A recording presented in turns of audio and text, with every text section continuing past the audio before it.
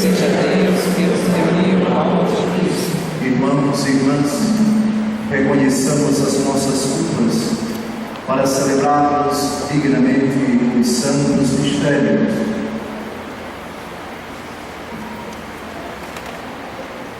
Senhor, que viestes ao mundo para nos salvar, tende piedade de nós.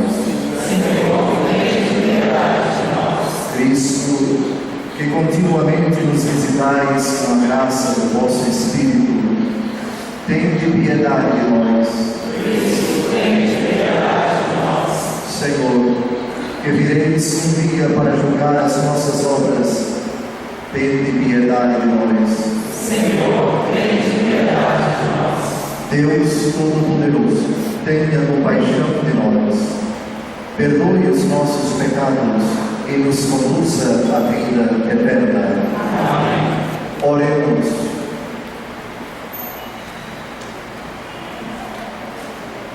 Ó Deus Todo-Poderoso, concedei a vossos fiéis o ardente desejo de possuir o Reino Celeste, para que, acorrendo com as nossas boas obras ao encontro do Cristo que vem, sejamos reunidos à sua direita na comunidade dos justos. Por nosso Senhor Jesus Cristo, vosso Filho, na unidade do Espírito Santo. Amém.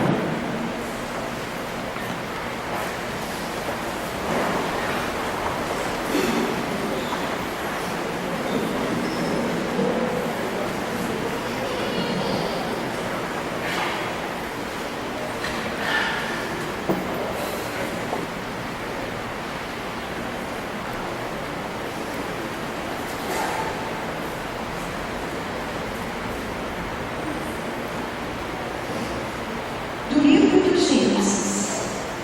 Depois que Adão comeu do fruto da árvore, o Senhor Deus o chamou, dizendo: Onde estás?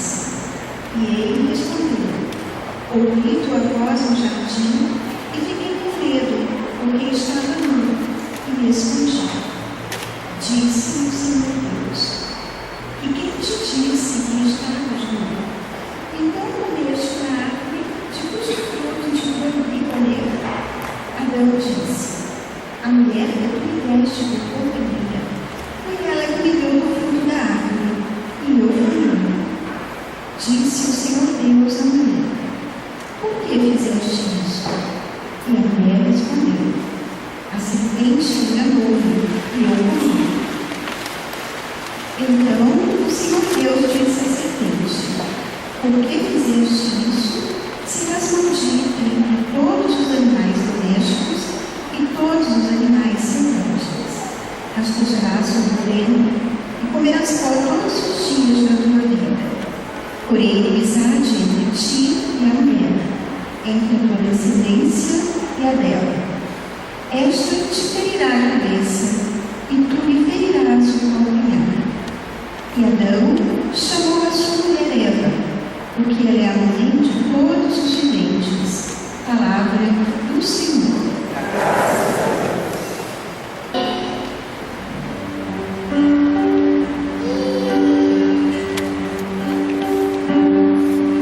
Cantai o Senhor Deus, o canto, o que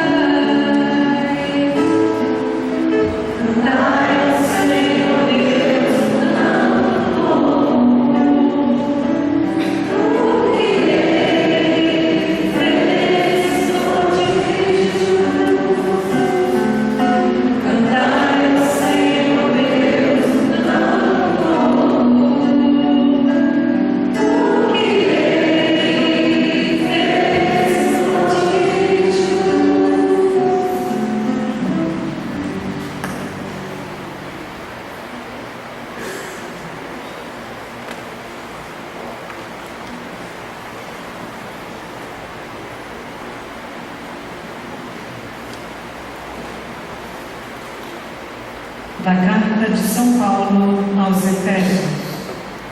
Bendito seja Deus, Pai de nosso Senhor Jesus Cristo. Ele nos abençoou com toda a bênção do seu Espírito, em virtude de nossa união com Cristo no céu. Em Cristo Ele nos escolheu antes da fundação do mundo, para que sejamos santos e irrepreensíveis sob o seu olhar do amor. Ele nos predestinou para sermos seus filhos adotivos, por intermédio de Jesus Cristo, conforme a decisão da sua vontade, para o louvor da sua glória e da graça com que Ele nos cumulou no seu bem-amado. Nele também nós recebemos a nossa parte. Segundo o projeto daquele que conduz tudo conforme a decisão de sua vontade, nós fomos predestinados a sermos, para o louvor de sua glória, os que de antemão colocaram a sua esperança em Cristo. Palavra do Senhor. Graças a Deus.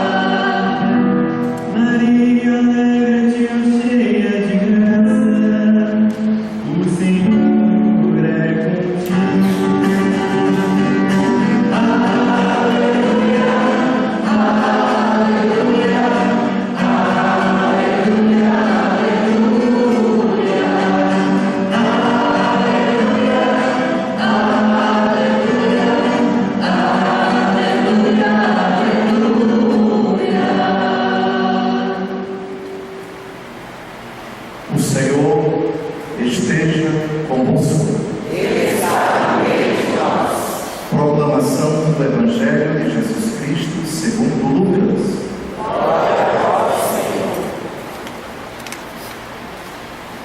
Naquele tempo, o anjo Gabriel foi enviado por Deus a uma cidade da Galileia chamada Nazaré, a uma virgem prometida em casamento a um homem chamado José.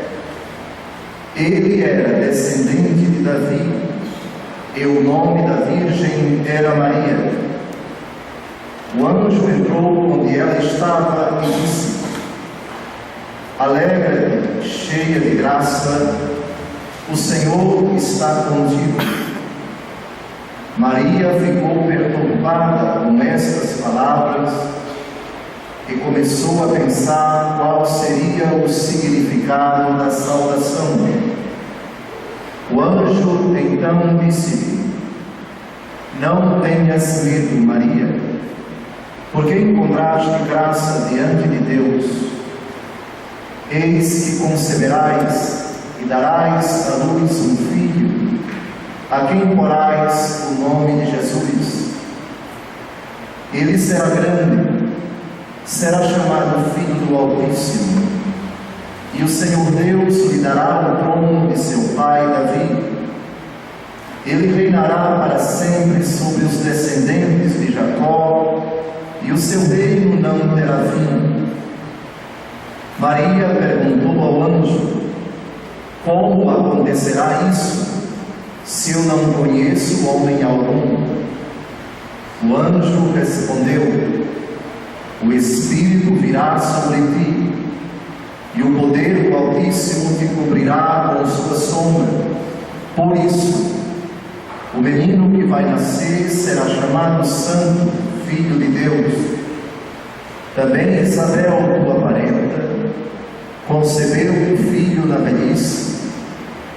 Este já é o 6º mês daquela que era considerada estéril, porque para Deus nada é impossível. Maria então disse: Eis aqui a serva do Senhor, faça-se em mim segundo a tua palavra. o anjo retirou-se. Palavra da salvação.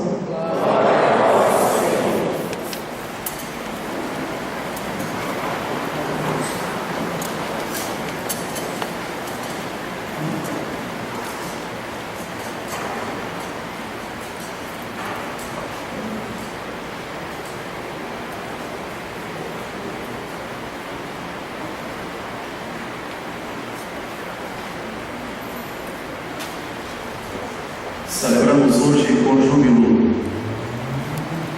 um dos dogmas da Santa Igreja. Dogma é uma verdade de fé definida solenemente pela Igreja, que deve ser crida como procedente do próprio Deus. Trata-se de uma verdade inquestionável. E se ela se tornar questionável por um senso crítico, não por um espírito crítico, e se for negada, a pessoa que o fizer sendo católica incorre em heresia. Heresia é a negação de uma verdade de fé definida solenemente pela Igreja. A Igreja recebeu essa autoridade do próprio Jesus. Quem vos ouve, a mim ouve. Quem vos rejeita, a mim rejeita. Lucas capítulo 10, versículo 16. Essa verdade, como tantas outras definidas pela Igreja, esta verdade se encontra na Palavra de Deus. Algumas verdades definidas pela Igreja encontram-se na Bíblia explicitamente, outras se encontram implicitamente. As verdades que se encontram implicitamente na Palavra de Deus, elas encontram raiz e fundamento em diversas passagens da Escritura. Essas passagens, lidas uma à luz da outra, se concatenam e possibilitam uma estrutura de pensamento, de convicções, de doutrinas. Eu digo que há muitas verdades implícitas na Bíblia, porque há outras que também o são e não são contestadas. Por exemplo, São José nunca pronuncia uma palavra na Bíblia. Isso não quer dizer que ele era mudo. A Bíblia não julgou conveniente escrever nenhuma frase pronunciada por São José. A Bíblia não fala da morte de Nossa Senhora. Isso não quer dizer que ela não partiu para o céu, que ainda está viva. A Bíblia não fala da morte de São José. Isso não quer dizer que São José ainda esteja vivo. Há determinadas afirmações e há determinadas lacunas na Bíblia que nos levam a afirmar com certeza coisas que não estão explícitas na Bíblia. O próprio protestantismo é obrigado a reconhecer isto. A bibliolatria, que é aquela doutrina perigosa, segundo a qual fulano só acredita no que está com todas as letras da Bíblia, ela é tão perigosa quanto negar a própria Bíblia. Uma coisa é negar a Bíblia como palavra de Deus, inspirada, esse é um extremo. O outro extremo é absolutizar de tal forma a Bíblia, de sorte que você só aceita o que está literalmente na Bíblia. Certa feita lá em Alagoas, alguém de outra religião chegou para mim e disse: eu não aceito esta doutrina segundo a qual essa mulher subiu ao céu em corpo de alma, porque não está na Bíblia. E vocês dizem também que ela foi concebida sem pecado, é a festa da Imaculada Conceição. Isso não está na Bíblia, explicitamente. Fiz uma pergunta muito engraçada para ele: o senhor é de qual religião? De qual religião? Muito bem. O seu pastor, todas as vezes que ele sobe ao culto, ele sobe como? Bem vestido. Como? De túnica, como Jesus? Não, de paletó e gravata. Onde está paletó e gravata na Bíblia?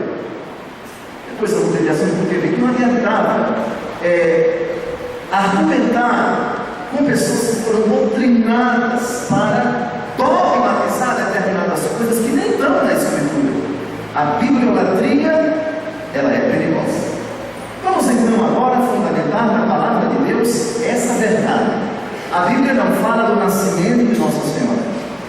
A Bíblia nem diz que os nomes dos pais de Nossa Senhora eram São Joaquim e Santa Ana. A igreja diz, 26 de julho, que é o dia dos apóstolos, em homenagem a São Joaquim e Santa Ana. Esses nomes não estão na Bíblia. Mas a igreja, que não se baseia apenas no que está na Bíblia, mas nas noções, nas inspirações do Espírito Santo, que fala a todos nós para além da Bíblia, que é a palavra de Deus escrita.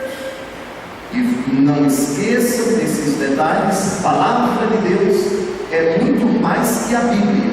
A palavra de Deus é quando Deus fala, e Deus fala pela sua Bíblia, palavra de Deus escrita, e palavra de Deus oral, que é a interpretação da palavra de Deus escrita. E já citei Lucas 10:16.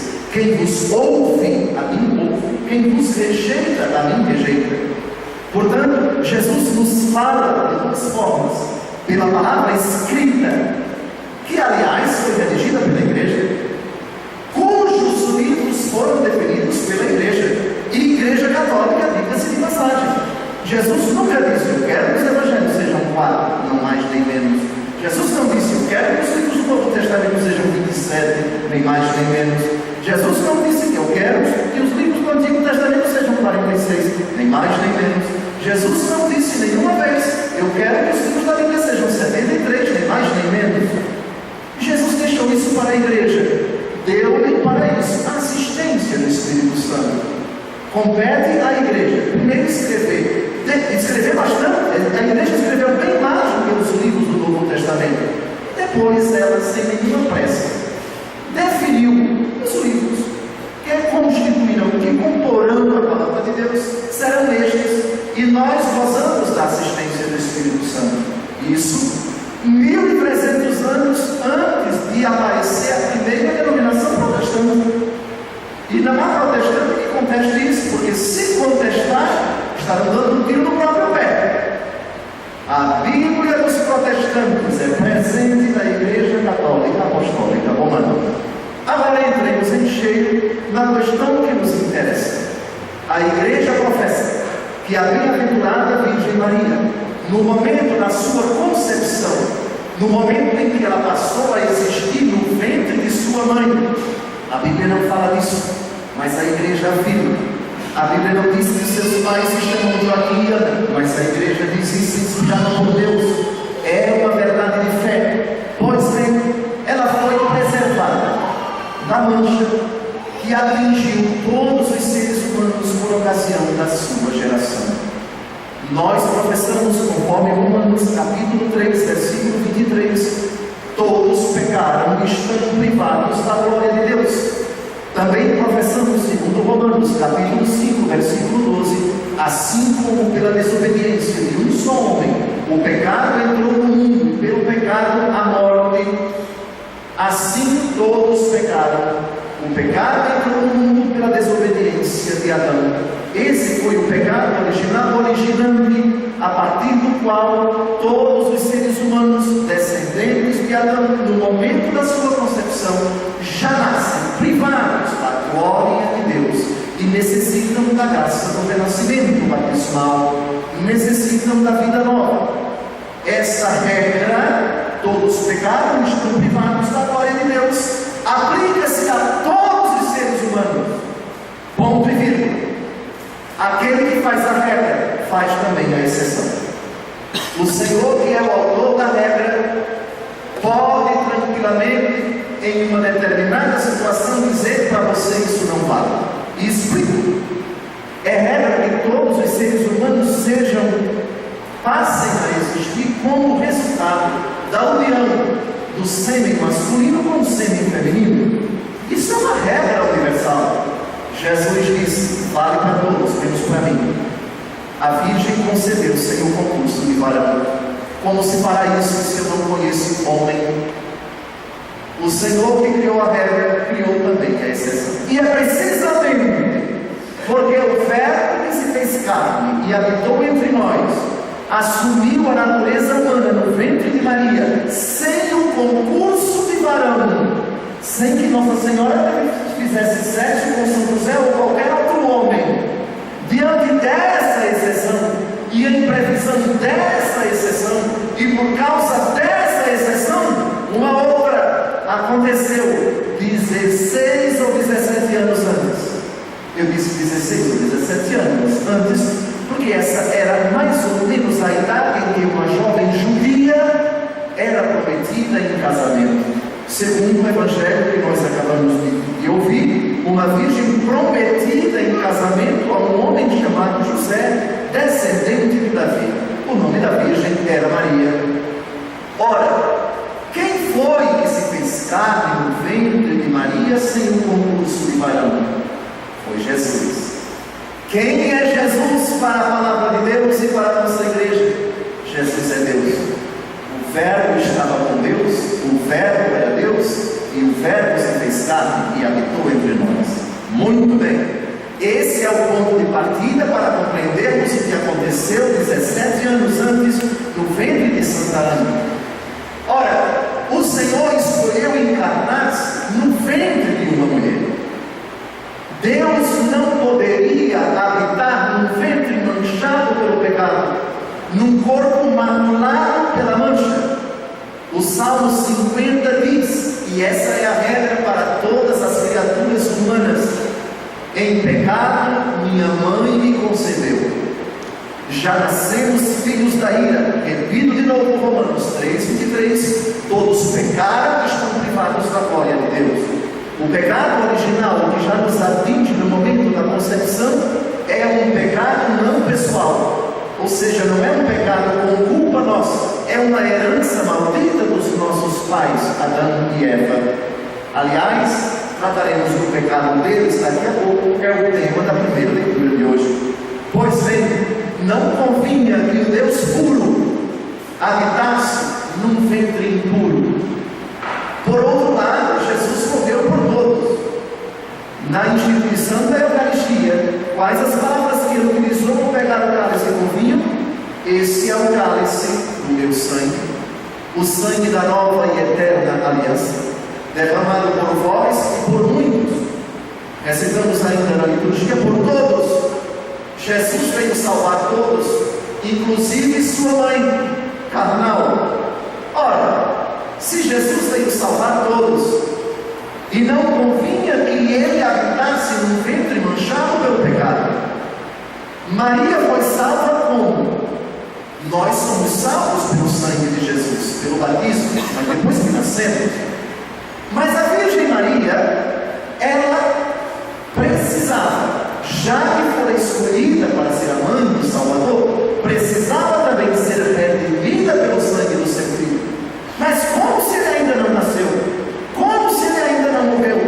Ela ainda vai ser gerada no ventre da mãe, vai nascer. Só 17 anos depois do nascimento é que ela vai gerar no seu ventre o Verbo encarnado.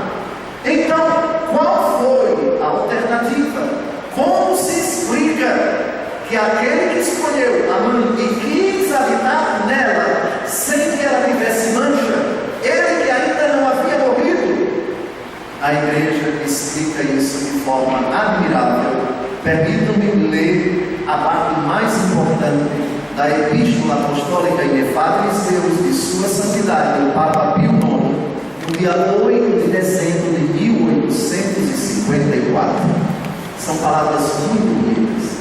Diz Sua Santidade: depois de oferecer sem interrupção a Deus Pai, por meio de seu Filho, com humildade e penitência, nossas privadas orações e as públicas da Igreja, para que se dignasse dirigir e assegurar nossa mente com a virtude do Espírito Santo, implorando o auxílio de toda a corte celestial e invocando com gemidos o Espírito Paráclito, inspirando-nos Ele mesmo para a honra da Trindade Santa, para a glória e honra da Virgem Mãe de Deus, para a exaltação da fé católica e aumento da religião cristã, com a autoridade de nosso Senhor Jesus Cristo, com a dos santos apóstolos Pedro e Paulo, e com a nossa, declaramos, afirmamos e definimos que tenha sido revelada por Deus e, por conseguinte, que deve ser crida firme e constantemente por todos os fiéis, a doutrina que sustenta que a Santíssima Virgem Maria foi preservada imune de toda mancha de culpa original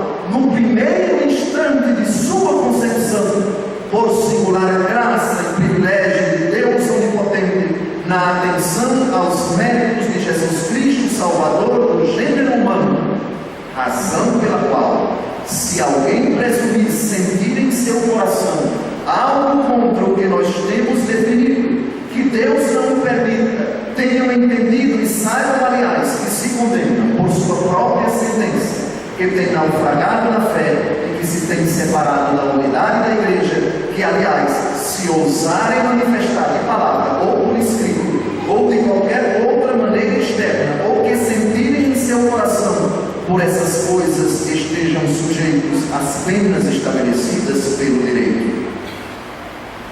É uma definição extremamente solene. Reparem que as palavras usadas pelo Papa Pio IX, em previsão dos méritos de Cristo.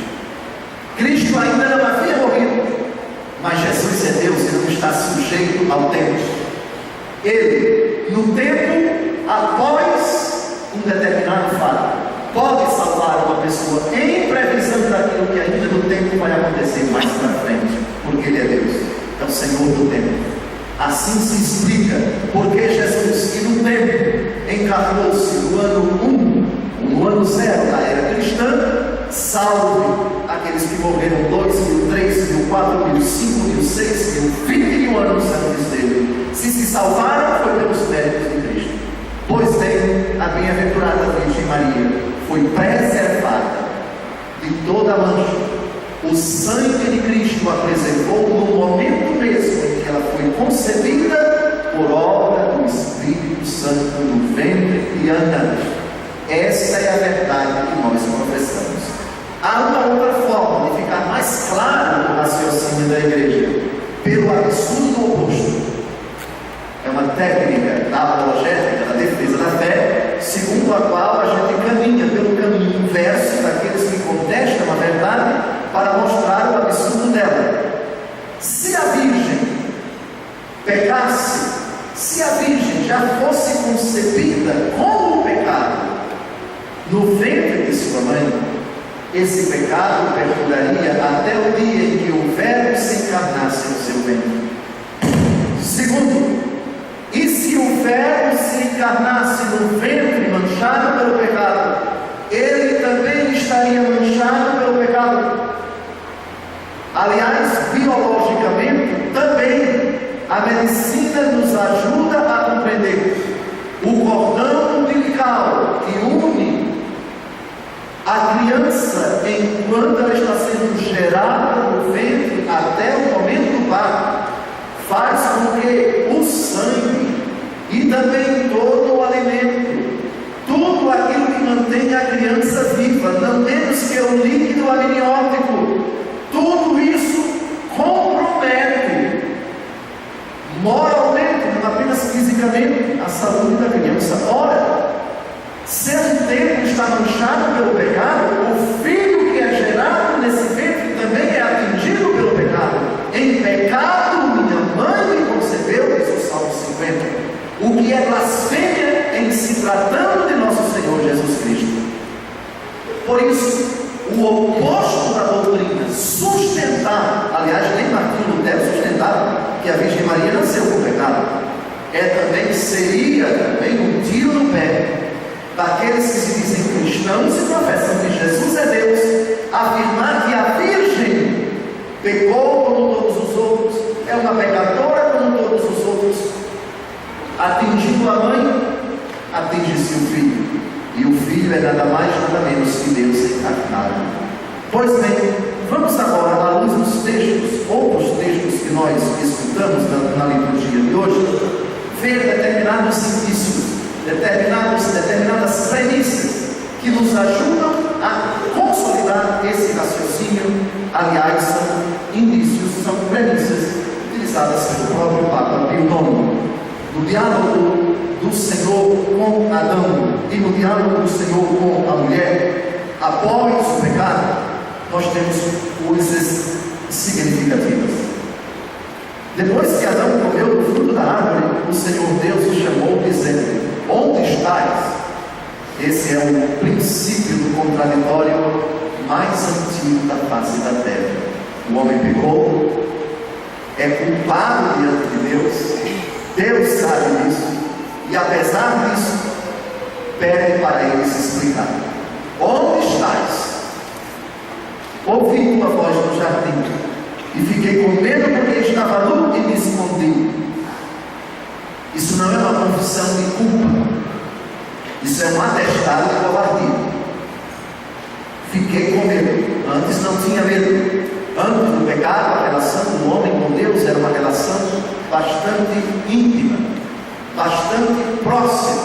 A criatura e o Criador. A criatura não tem medo do Criador.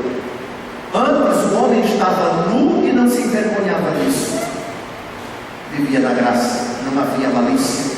Agora está nu, agora se esconde de Deus.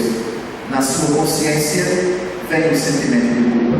Eu feri a ordem dele, eu violei o mandamento dele, eu não deveria ter comido o fruto da árvore da ciência do bem e do mal, eu fui enganado, eu fui iludido. Disse-lhe o Senhor Deus: e quem te disse que estavas nu? Então comeste da árvore de cujo fruto te proibi comer? O Senhor não o acusa, o Senhor pede ao homem que o homem se acuse, e o homem não se acusa. Reparem como ele sai pela tangente, como o pecado nos ajuda a sermos inteligentemente burros.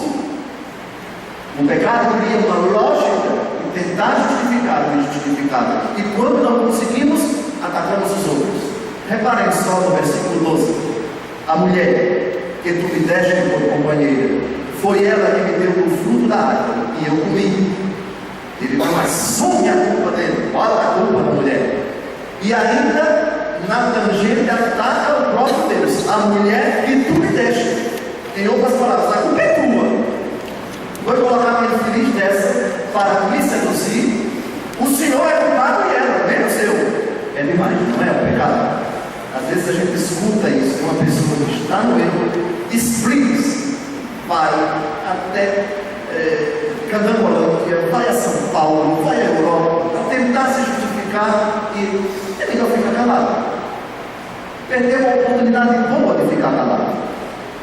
Depois que o Senhor percebe que essa justificativa não tem fundamento, se dirige à mulher: por que fizeste isso? E a mulher respondeu: a serpente enganou e eu comi.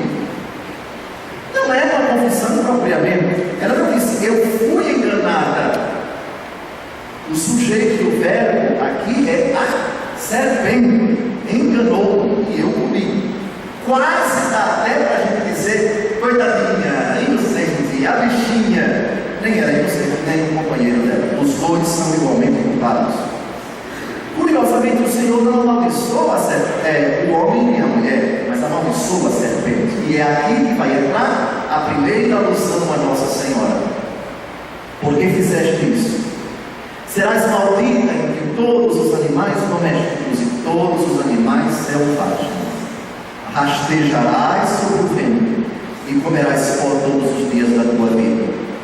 Agora vem a parte mais importante: porém inimizade entre ti e a mulher, entre a tua descendência e a dela. Esta te ferirá a cabeça e tu lhe ferirás o calcanhar. O Senhor não disse que mulher é essa. Detalhe: no Evangelho segundo João, a primeira vez que Jesus fala nas bodas de Caná, sabem como é que Jesus se dirige à sua mãe? Mulher, que há entre mim e ti? Minha hora ainda não chegou. Como é que Jesus chama sua mãe quando está sendo morto na cruz? Mulher, eis aí teu filho. E se dirigindo a São João diz: eis aí a tua mãe. No Evangelho segundo João, que na verdade é uma teologia da nova criação. No princípio, sabem como começa a Bíblia? No princípio, Deus fez o céu e a terra. O Evangelho segundo João, no princípio era o Verbo. O Evangelho de João é narrado segundo os moldes do livro do Gênesis. A intenção de São João é mostrar que Jesus é o novo Adão, que Maria é a nova Eva, que Jesus instaura a nova criação. Por isso Nossa Senhora é chamada de mulher. Dê uma olhada no livro do Gênesis. Porém, inimizade entre ti e a mulher, entre a tua descendência e a dela. Ô Dom José, essa mulher não seria Eva? Claro que não. Eva aqui não é inimiga, Eva é amiga. Essa idiota caiu na lógica dela. Eva aqui é parceira da serpente. Ela foi seduzida pela serpente. E mais, porém, inimizade. Se ela fosse inimiga da serpente, não cairia na onda dela. O Senhor Deus está falando de uma outra mulher inimiga. Inimizade significa, procure em Aurélio Buarque de Holanda, melhor dicionário do Brasil, meu conterrâneo de Alagoas, significa inimizade. É completa e incompatibilidade entre duas pessoas. Completa, não há nada entre elas. Se o demônio é pai da mentira, inimigo da mentira é Jesus que é a verdade. O demônio é o autor do pecado. A mulher inimiga da serpente não pode ter pecado. A Imaculada Conceição. Aqui a primeira profecia a respeito de uma mulher, de cuja descendência viria a destruição do império da serpente. E agora um detalhe, uma profecia dolorosa, no mesmo versículo 15. Porém, inimizade entre ti e a mulher, entre a tua descendência e a dela. Portanto, a serpente vai ser inimiga da mulher, inimiga de Nossa Senhora, e vai ser inimiga da descendência de Maria, humanamente falando, foi um só, Jesus. E aqueles que renasceram na graça pelo sangue de Jesus. A primeira premissa, o primeiro fundamento para a Imaculada Conceição. Agora, vejam a discrepância, a diferença, a desproporcionalidade do sofrimento, tanto da serpente quanto da mulher. Dê uma olhada no versículo 15. Esta te ferirá a cabeça, e tu lhe ferirás o calcanhar. Todos nós sabemos que a serpente, ela tem o ponto mais sensível do seu corpo, a cabeça. Fira a cabeça da serpente e ela fica tonta, fica disparatada, fica completamente doida, para não dizer morta. Vocês já perceberam, já tentaram matar uma cobra? Já fizeram a experiência com uma vara de matar a cobra? Quem já fez sabe qual é a tática dela. Ela se enrola e coloca a cabeça lá embaixo, porque ela sabe que se for atingida na cabeça, ela morre. Pois bem, a cabeça da serpente, a sede da inteligência da serpente, os planos de Satanás, esta te ferirá a cabeça. Portanto, trata-se de uma ferida mortal. Já tu lhe ferirás o calcanhar. Deus não permitiu que a serpente atingisse nenhuma parte letal, mortal do corpo da Virgem. É lógico que há determinadas pessoas que, quando são mordidas por calcanhar, temos que levá-las para o hospital, tem que se colocar o soro no teu filho, senão elas morrem. Determinadas cobras, determinados venenos, é preciso o soro no teu filho dentro de poucos minutos, senão a pessoa morre. Pois bem, a desproporção até o fim da história da humanidade vai ser essa luta, a luta entre a mulher que vai esmagar a cabeça da serpente e a serpente que vai ferir o calcanhar dela. É uma luta que só vai acabar no fim do mundo. O poder das trevas tentando tragar, tirar o poder da luz dos filhos da Virgem Maria, dos discípulos de Jesus, tirá-los do reino, tirá-los desta bênção para a qual todos fomos predestinados, para sermos filhos adotivos por intermédio de Jesus Cristo, conforme a decisão de sua vontade, para o louvor da sua glória e da graça com que Ele nos cumulou no seu bem-amado.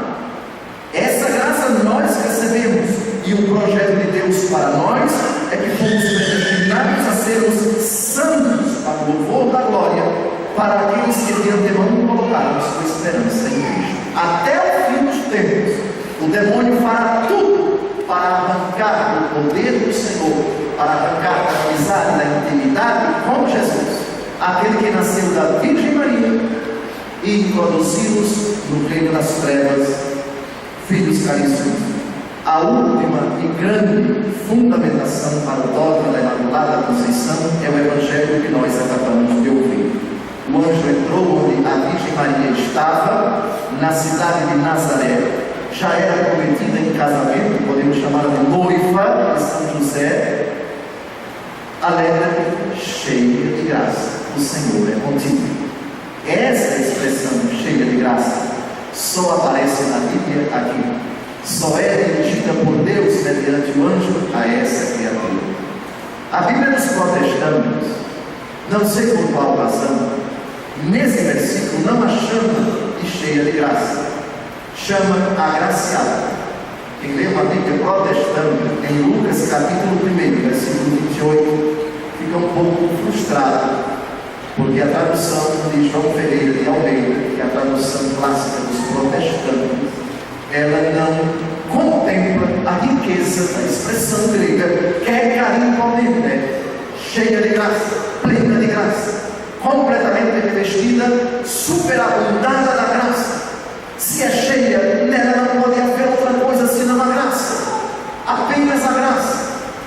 E se houvesse algo além da graça, que é o antônimo, que é o pecado, tudo voltaria para aquela lógica do absurdo do argumento oposto de que tratamos ainda há pouco. Se ela tem pecado, filho, ela tem. Se você manchou a mão, acaba manchando o filho. O filho vai ter que conjugar o versículo do Salmo 50. Em pecado, minha mãe me concebeu.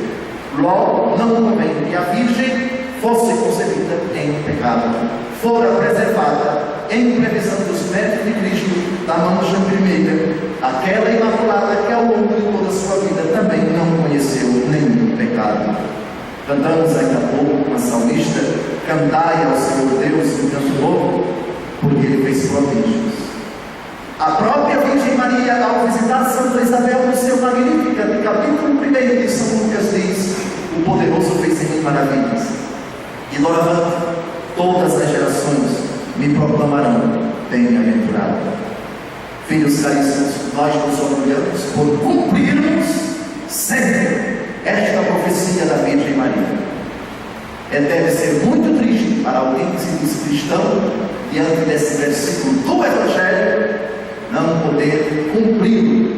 O poderoso fez em mim maravilhas, e doravante todas as gerações me proclamarão bem-aventurado. Nós somos esta geração, a geração que cumpre a profecia da Virgem Maria. Termino a homilia com uma das mais belas meditações a respeito da Imaculada Conceição, feita por Santo Anselmo, bispo, no século XII. Século XII, já se professava com segurança que a Virgem fora concebida sem pecado original. Perante esta nova e inestimável graça, todas as coisas exultam de alegria ao sentirem que Deus, seu Criador, não apenas as governa invisivelmente lá do alto, mas também está visivelmente neles, santificando-as com o uso que delas faz. Tão grandes bens procedem do bendito fruto do sagrado seio da Virgem Maria. Pela plenitude da sua graça, aqueles que estavam na mansão dos mortos alegram-se agora libertos, e os que estavam acima do céu rejubilam-se renovados. Com efeito, pelo fim de seu cativeiro, e os anjos se congratulam pela restauração de sua cidade quase em ruínas. Ó mulher cheia, e mais que cheia de graça, ó transbordamento de tua plenitude faz renascer toda a criatura. Ó Virgem bendita e mais que bendita, pela tua bênção é abençoada toda a natureza, não só as coisas coisas criadas pelo Criador, mas também o Criador pela criatura. Deus deu a Maria o seu próprio Filho único, gerado em seu coração, igual a si, a quem amava como a si mesmo. No seio de Maria formou seu Filho, não outro qualquer, mas o mesmo, para que por natureza fosse realmente um só, e o mesmo Filho de Deus e de Maria. Toda a criação é obra de Deus, e Deus nasceu de Maria. Toda a criação é obra de Deus, e Deus nasceu de Maria. Deus criou todas as coisas, e Maria deu à luz Deus. Deus que tudo fez, formou-se a si próprio no seio de Maria, e deste modo refez tudo o que tinha feito. Ele que pode fazer tudo do nada, não quis realizar sem Maria o que fora profanado. Por conseguinte, Deus é o Pai das coisas criadas, e Maria é a mãe das coisas recriadas. Deus é o Pai da criação universal, e Maria a mãe da redenção universal. Pois Deus gerou aquele por quem tudo foi feito, e Maria deu à luz aquele por quem tudo foi salvo. Deus gerou aquele sem o qual nada absolutamente existe, e Maria deu à luz aquele sem o qual nada absolutamente é bom. Verdadeiramente o Senhor é contigo, pois quis que toda a natureza reconheça que deve a ti, juntamente com ele, tão grande benefício. Louvado seja nosso Senhor Jesus Cristo.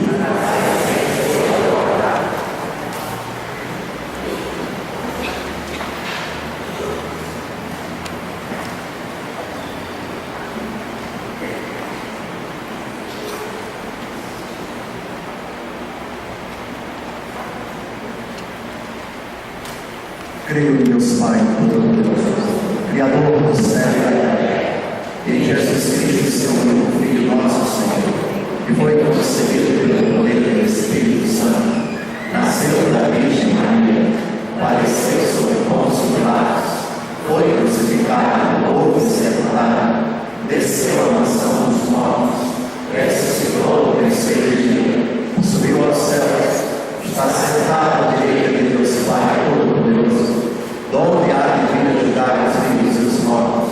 Creio no Espírito Santo, na Santa Igreja Católica, na comunhão dos santos, na remissão dos pecados, na ressurreição da carne, na vida eterna. Amém. Eu vos proponho, diante das grandes coisas que o Senhor fez na Virgem Maria no momento da sua concepção, ornando-a com tanta santidade, que também por sua intercessão nos dirijamos a Jesus, pedindo que Ele nos obtenha a graça da pureza, da fidelidade a Jesus, a graça da santidade, a graça da perseverança final, para que um dia possamos reinar na glória com a Virgem Maria, contemplando por todos sempre a Trindade Santa.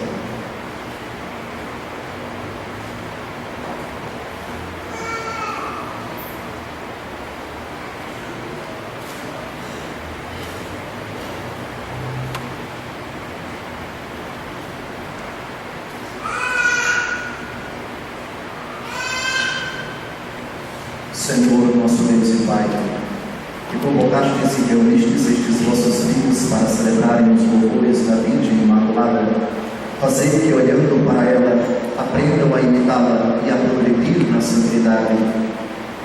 Por Cristo nosso Senhor. Amém.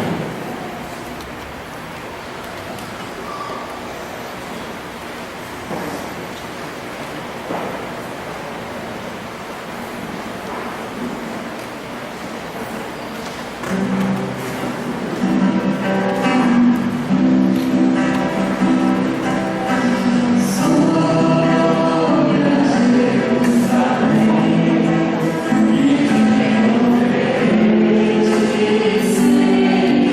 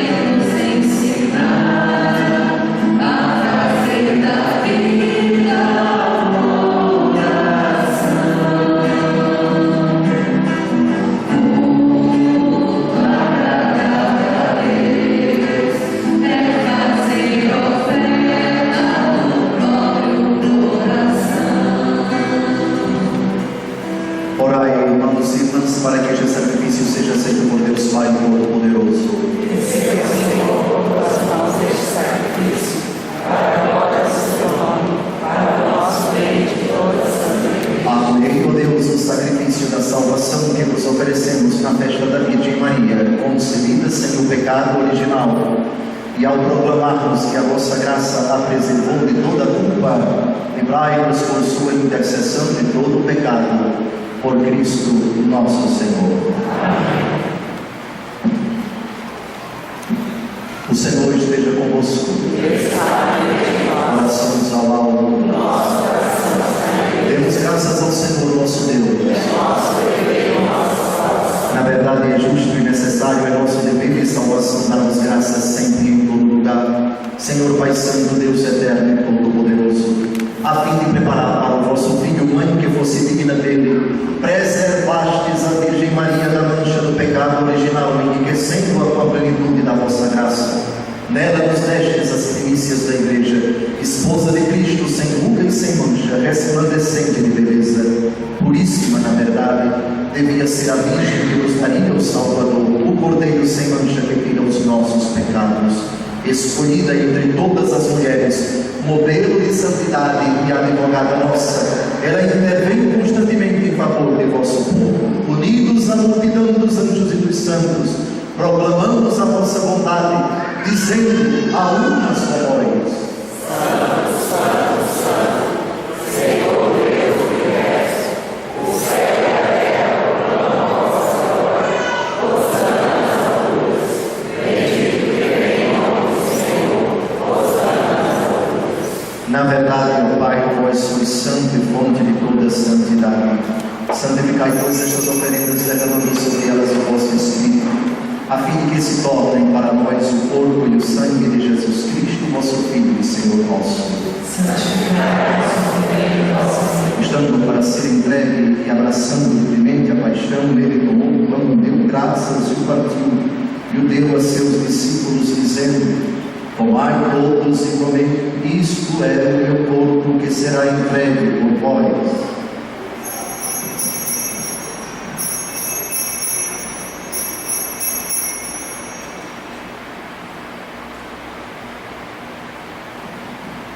Do mesmo modo, ao fim da ceia, ele tomou o cálice em suas mãos, deu graças novamente e deu a seus discípulos, dizendo: tomai todos e bebei, este é o cálice do meu sangue, o sangue da nova e eterna aliança, que será derramado por vós e por todos para a remissão dos pecados. Fazei isto em memória de mim.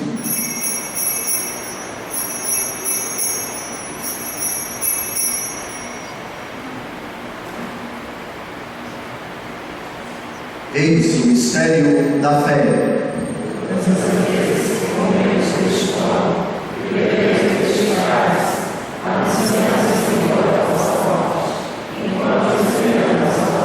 Celebrando, pois, a memória da morte e ressurreição do nosso Filho, nós vos oferecemos, ó Pai, o pão da vida e o cálice da salvação, e vos agradecemos porque nos tornastes dignos de estar aqui na vossa presença e de servir. E nós que suplicamos que, participando do corpo e sangue de Cristo, sejamos reunidos pelo Espírito Santo num só corpo. Lembrai-vos, ó Pai, da vossa Igreja que se faz presente pelo mundo inteiro, que ela cresça na caridade com o Papa Francisco, com o nosso arcebispo, vós Filho, comigo, vosso indigno servo, e com os ministros do vosso povo.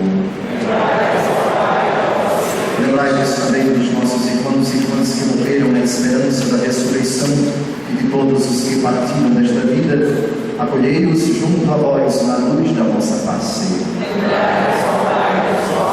Enfim, nós vos pedimos, tende piedade de todos nós e dai-nos participar da vida eterna. Com a Virgem Maria, Mãe de Deus, São José, seu castíssimo esposo, os santos apóstolos e todos os que neste mundo vos serviram, a fim de nos louvarmos e glorificarmos por Jesus Cristo, vosso Filho. Por Cristo, com Cristo e em Cristo, a vós, Deus Pai Todo-Poderoso, na unidade do Espírito Santo, toda a honra, toda a glória, agora e para sempre. Amém.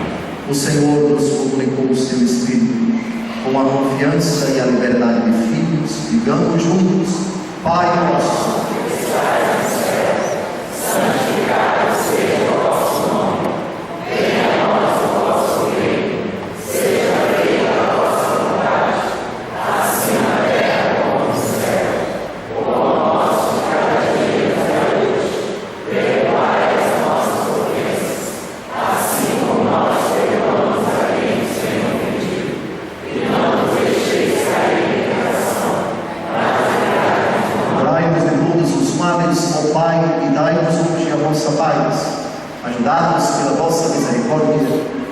mantenha-nos sempre livres do pecado e protegidos de todos os perigos, enquanto, vivendo a esperança, aguardamos a vinda do Cristo Salvador. Senhor Jesus Cristo, dissestes aos vossos apóstolos: eu vos deixo a paz, eu vos dou a minha paz. Não olheis os nossos pecados, mas a fé que anima a vossa igreja. Dai-me, segundo o vosso desejo, a paz e a unidade. Vós que sois Deus com o Pai e o Espírito Santo. Amém.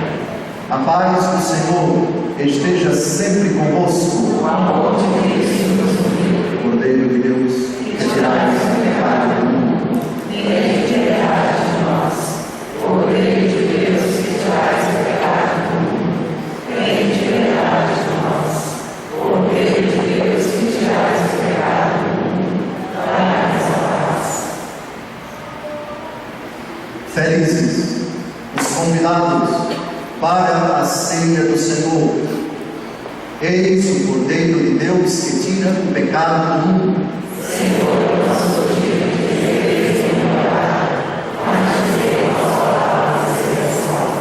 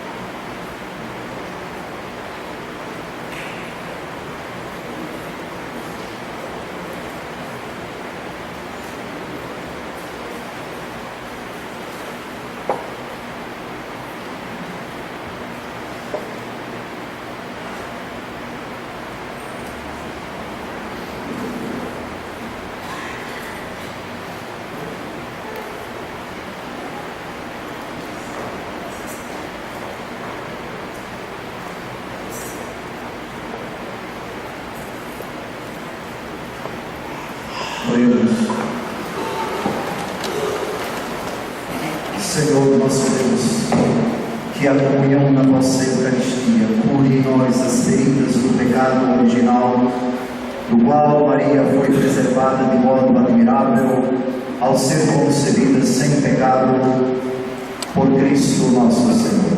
Amém. Jesus, mestre de Deus, continuai a passar pelos nossos caminhos, pelas nossas famílias, pelas nossas escolas, pelas nossas organizações militares, e continuai a repetir o convite a muitos de nossos jovens. Dai coragem às pessoas convidadas, dai força para que eles sejam fiéis, como apóstolos feios, como sacerdotes, como religiosos e religiosas, para o bem do povo de Deus e de toda a humanidade. Amém.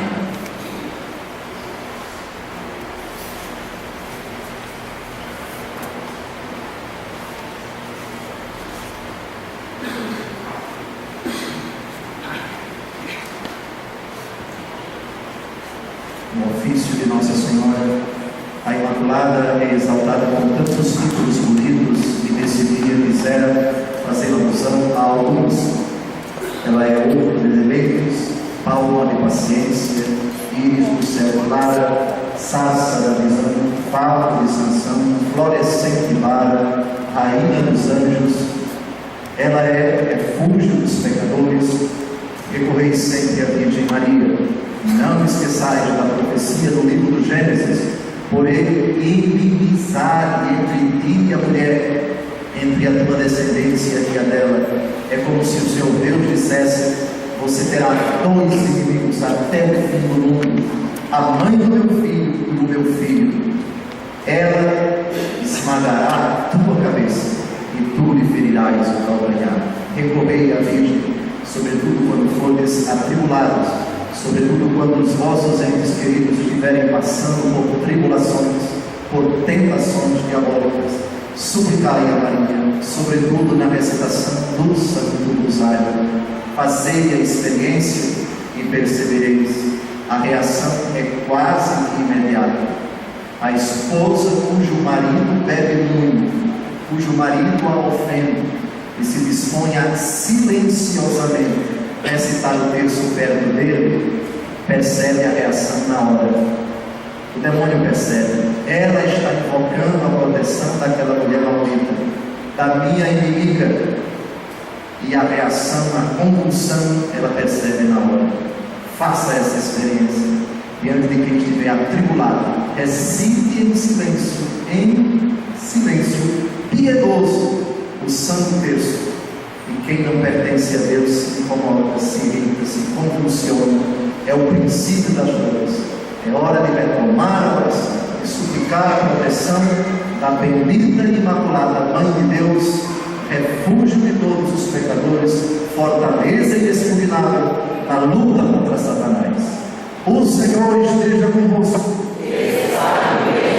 Abençoe-vos Deus Todo-Poderoso, Pai e Filho e Espírito Santo. A alegria do Senhor seja na vossa